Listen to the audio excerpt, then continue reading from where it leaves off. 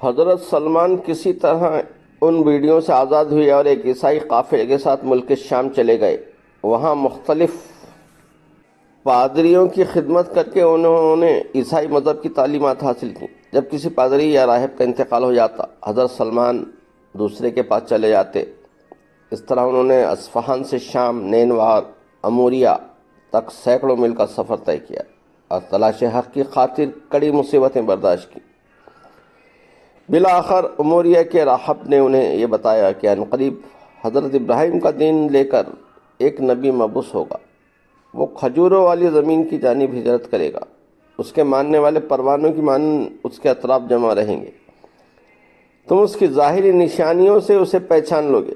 اے سلمان سن، اس کی نشانی یہ ہوگی کہ وہ صدقے کا مال نہیں کھائے گا، وہ ہدیہ قبول کرے گا اور اس کے شانوں کے درمیان نبوت کی مہر ہوگی۔ حضرت سلمان فارسی اب کھجوروں والی زمین تک پہنچنے کے لیے بےقرار رہنے لگے۔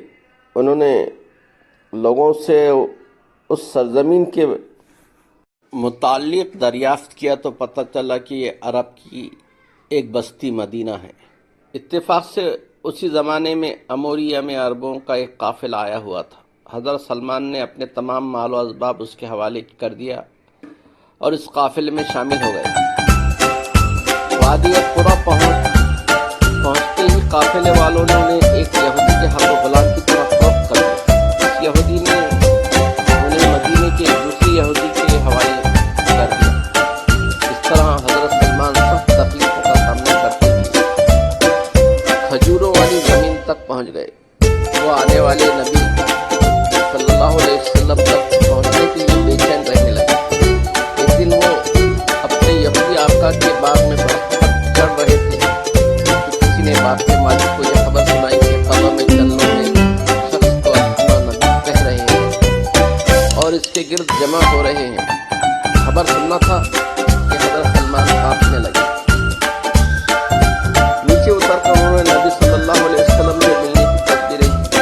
ایک روز موقع پا کر وہ نبی اکرم صلی اللہ علیہ وسلم کی خدمت میں حاضر ہوئے۔ وہ کچھ کھجوریں اپنے ساتھ لائے۔ انہوں نے کھجوروں یہ کہہ کر رسول اللہ صلی اللہ علیہ وسلم خدمت میں پیش کی کہ یہ صدقہ ہے۔ آپ نے اس میں سے کچھ بھی نہ کھایا اور ساری کھجوریں اپنے صحابہ کو کھلا دی۔ حضرت سلمان یہ دیکھ کر مطمئن ہو گئے کہ اب یہ راہب کی بتائی ہوئی پہلی نشانی دوسرے موقع پر حضرت سلمان پھر نبی صلی اللہ علیہ وسلم کے پاس پہنچے۔ اس بار کھجوریں دیتے ہوئے انہوں نے کہا کہ یہ تحفہ ہے، تو نبی نے انہیں تناول فرمایا اور اپنے صحابہ میں تقسیم کیا۔ اس طرح دوسری نشانی بھی صحیح نہیں۔ حضرت سلمان اب نبی اکرم صلی اللہ علیہ وسلم کی تیسری نشانی دیکھنے کے لیے بےتاب تھے۔ ایک روز وہ نبی کی پشت کی جانب محفل میں بیٹھ گئے۔ اس وقت آپ کے جسم کا کپڑا ہوا سے سڑک گیا اور آپ کی پشت پر موجود مہر نبوت پر حضرت سلمان کی نظر پڑ گئی۔ انہوں نے نہ صرف اس کا دیدار کیا بلکہ اسے چوم کر دیر تک روتے رہے اور اسی محفل میں آپ کے ہاتھ پر بیعت چھوڑ کر مسلمان ہو گئے۔ یہاں پہنچ کر حضرت سلمان کی تلاش حق کا سفر تمام ہوا۔ حضرت سلمان اہل مدینہ اور مہاجرین کے بھائی بن گئے تھے۔ سب ان کی قدر اور ان کی عزت کی نظر سے دیکھتے تھے۔ حضرت محمد صلی اللہ علیہ وسلم نے ایک صحابی ابو دردس اور حضرت سلمان کے درمیان رشتہ مواقع قائم کر دیا۔ اخوت کا یہ رشتہ دونوں کے درمیان باحیات قائم ہے۔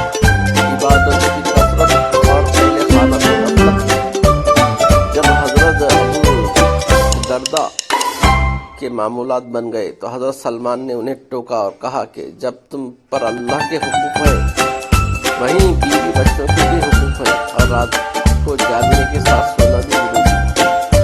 دوسرے دن یہ دونوں حضرات حضور اکرم صلی اللہ علیہ وسلم کی خدمت میں پہنچے اور رات کے معاملے کو آپ کے سامنے رکھا۔ آپ نے فرمایا سلمان تم سے بڑھ کر دین سے واقف ہے۔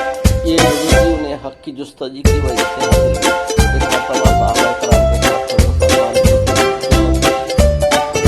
حضور کی مجلس میں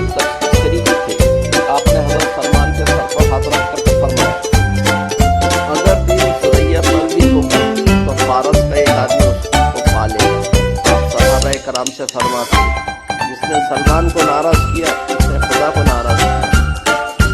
لوگ جنت کے مشتاق ہوتے ہیں